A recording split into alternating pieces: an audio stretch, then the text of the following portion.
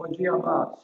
Domingo 12 de julho de 2020, esse é o espaço da EBD e eu quero, na verdade, aproveitar esse espaço aqui de maneira breve. Eu tive uma alegria essa semana, que foi uma criança, um menino, que a gente conheceu, que era muito pequenininho, não sabia nem falar direito, que ficava em volta da mesa enquanto a gente estava discipulando os pais dele, o Wilson e a Neuza. Ele agora é pastor em Santa Catarina e ele aprendeu algo bacana que também a gente já usou algumas vezes aqui, que é usar a cultura como ferramenta para a gente desenvolver as reflexões a partir daquilo que a palavra de Deus nos diz. Ele usou essa música aqui que eu já usei, talvez você conheça. Escuta comigo. Deus me proteja de mim e da maldade de gente boa, da bondade da pessoa ruim. Deus me governe e guarde, ilumine zela e assim. Deus me proteja de mim e da maldade de gente boa, da bondade da pessoa ruim. Deus me governe e guarde, ilumine zela e assim. Caminho se conhece andando, então vez em quando é bom se perder. Perdido fica perguntando, vai só procurando e acha sem saber. Perigo é se encontrar perdido, deixar sem tecido, não olhar, não ver. Bom mesmo é ter sexto sentido, sair distraído, espalhar bem querer. Deus me proteja de mim e da maldade de gente boa, da bondade da pessoa ruim. Deus me governe e guarde, ilumine zela e assim. Essa é uma oração a se fazer ou não? Deus me proteja de mim? É o que a música do Chico César, né? Deixa eu ler para nós todos aqui um pedaço da carta aos Romanos, no capítulo 2, para a gente pensar um pouco sobre esse Deus me proteja de mim. No versículo 1 ao 3, diz assim o apóstolo Paulo: portanto, és indesculpável, ó homem, quando julgas, quem quer que sejas, porque no que julgas ao outro, a ti mesmo te condenas, pois praticas as próprias coisas que condenas. Bem sabemos que o juízo de Deus é segundo a verdade contra os que praticam tais coisas. Tu, ó homem, que condenas os que praticam tais coisas, fazes as mesmas? Pensas que te livrarás do juízo de Deus? Uma pergunta de Paulo, né? E aí o texto no versículo 1 começa com uma palavra importante para a nossa língua portuguesa, portanto. E aí no início dessa nossa reflexão aqui da EBD, eu quero lembrar que na língua portuguesa o termo portanto é importante. Tanto que se você chega numa roda de conversa e você escuta, a hora que você está chegando, escuta alguém falando portanto, você deve segurar a onda, não comentar nada, porque você não sabe da onde ele partiu para chegar no portanto. Ou seja, portanto, na língua portuguesa, trata-se de uma conjugação conclusiva, onde se fecha uma ideia para em seguida fazer algumas considerações que terão como pano de fundo aquilo que se disse até aquele ponto. E do que o Paulo estava falando ali, para ele citar no verso 1 do capítulo 2, a palavra portanto? O apóstolo Paulo vinha falando sobre o fato de que o cristão deveria confiar somente no sacrifício de Cristo para a sua salvação. Por isso, lá no verso 17 do capítulo 1, ele disse a célebre frase, conhecida dos cristãos reformados, né? O justo viverá pela fé. E esta frase tornou-se o grande emblema da reforma protestante do século XVI. E a partir deste ponto, o apóstolo Paulo vai deixar claro que tanto os gentios como os judeus são culpados diante de Deus, né? Ele vai deixar claro, e aí mais à frente ele vai falar isso, que todos estamos à mercê do juízo de Deus. todos haveremos de comparecer diante do tribunal de Cristo para dar conta dos nossos atos. Noutras palavras, Paulo está dizendo, vocês são farinha do mesmo saco. É uma expressão idiomática que vem do latim. E essa expressão ela é utilizada originalmente no latim. Nós podemos trazer pelo menos três possibilidades. Primeiro, farinha do mesmo saco se refere a uma metáfora para fazer referência à farinha boa, a farinha de qualidade, que deveria ser posta em separado, no saco separado, para não ser confundida com a farinha de qualidade inferior. Segundo, como uma forma de generalizar um comportamento reprovável, né? Quem faz algum tipo de comportamento e o grupo que assim procede são farinha do mesmo saco. Terceiro, que talvez se aproxima um pouco mais de nós aqui, que faz referência a um grupo de pessoas, como por exemplo a classe política, onde as pessoas olham e popularmente se diz, político é tudo igual. Essa semana mesmo nós tivemos uma conversa com um amigo que há muito tempo eu não tinha, que é o presbítero Jorge Hickley, na rede social, e ele estava falando da sua decepção com um certo senador da República aqui do Paraná, que ele provavelmente tenha votado e que eu votei, mas que de repente nós nos decepcionamos porque ele ou está se abstendo de votar algumas coisas importantes, ou então está votando no sentido contrário daquele que nós, os eleitores, gostaríamos que ele votasse.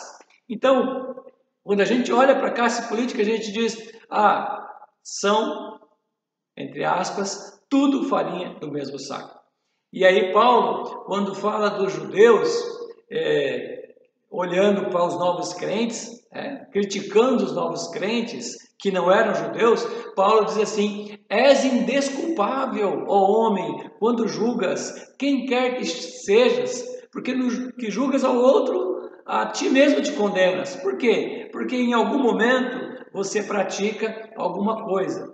E aí Paulo, por tabela, está dizendo a eles, vocês são farinha do mesmo saco.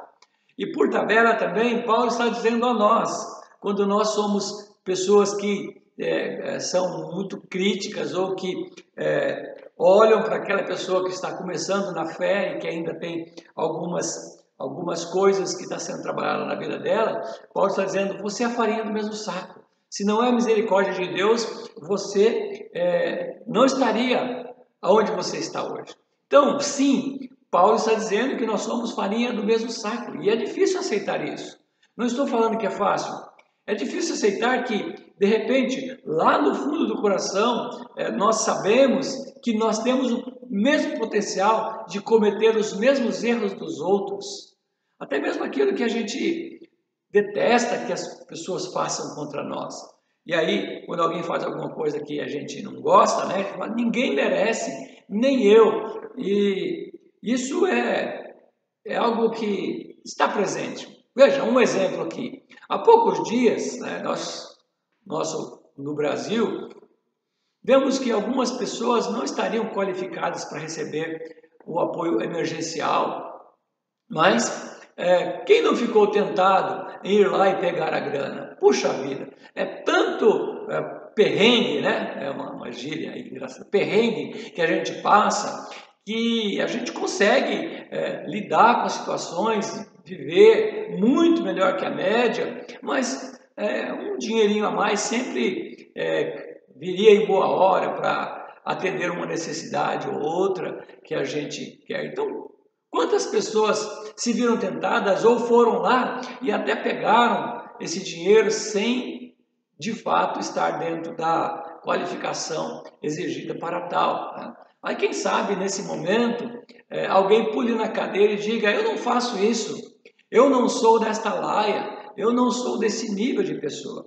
E é justamente aí que a nossa comunicação com a cultura nos leva a pensar no dilema do Chico. O vídeo que a gente viu no comecinho aí, brevemente, Deus me proteja de mim. E esse dilema do Chico, para mim, se divide em 3 pontos. Primeiro, Deus me proteja de mim. Deus me proteja da maldade de gente boa. Deus me proteja da maldade da pessoa ruim. Eu, outro. As pessoas boas, mas que vez ou outra pisam na bola com a gente, e as pessoas ruins que fazem atos de bondade, mas usando aquilo como barganha de alguma forma. Então, pensando bem aí, é lógico, o Chico talvez, é bem provável, não tenha se inspirado na Bíblia para produzir aquela música. Mas de alguma forma, o Chico está dizendo, olha, você é farinha do mesmo saco. Você também, como usando a linguagem paulina, você também é indesculpável.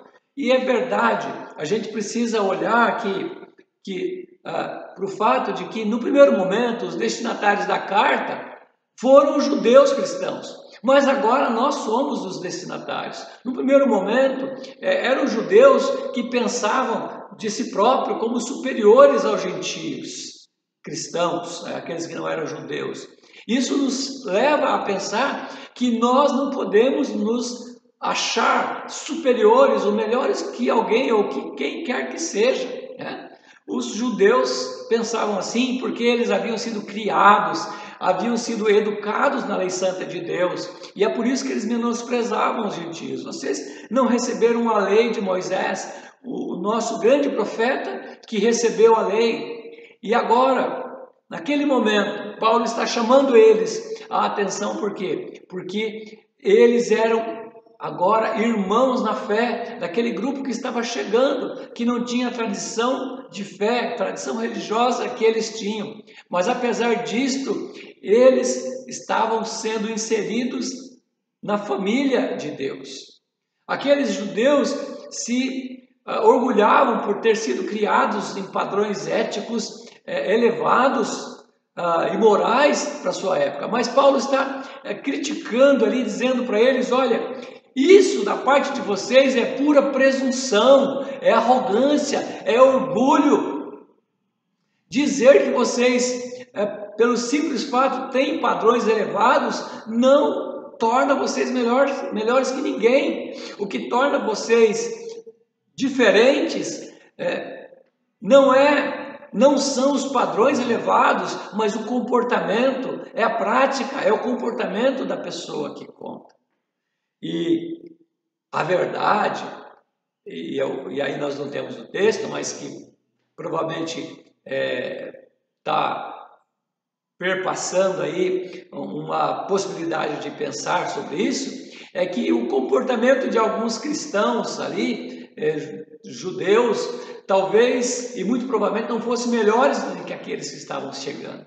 E é por isso que mais à frente, na mesma carta aos Romanos, capítulo 3, 23, verso 23, Paulo vai dizer, todos pecaram e carecem da glória de Deus. Ou seja, todos vocês, todos nós também podemos agora dizer, somos farinha do mesmo saco. Somos pecadores e carecemos da glória de Deus. As leis, por mais puras que sejam, elas não mandam no nosso coração. Um exemplo disso, um trabalhador pode ter o melhor tutorial sobre a atividade que ele exerce. O tutorial, a gente sabe, né, é uma linguagem hoje atual que fala do passo a passo. Se você quer fazer alguma coisa bem feita, existem tutoriais. Mas o simples fato de você ter o melhor tutorial não vai transformar você num excelente profissional. Não são apenas as técnicas, as teorias, mas a dedicação que vai contar. O manual, o tutorial apenas nos orienta. Mas quando se trata de conflitos, quando se trata da nossa realidade humana, sem a graça de Deus, vivemos todos no mesmo nível. Vivemos todos num só patamar. Ou seja, quando nós percebemos algumas diferenças entre nós e aqueles que não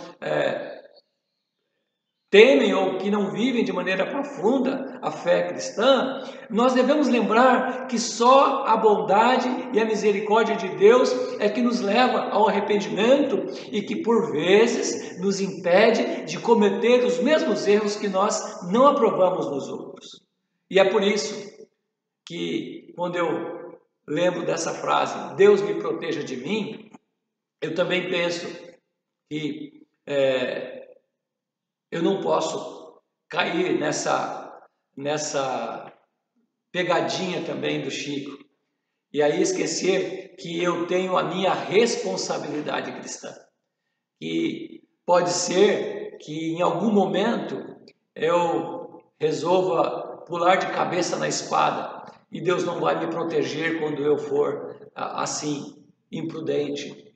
Como foi no povo de Israel? O povo de Israel por vezes pecou, insistiu com Deus e Deus disse: ok, façam do jeito de vocês, andem segundo aquilo que está no coração de vocês. E a gente sabe que as consequências disso foi escravidão, foi ficar no exílio, foi sofrimento, muito sofrimento. Então, não nos esqueçamos, a graça e a bondade e a misericórdia de Deus é que nos sustenta.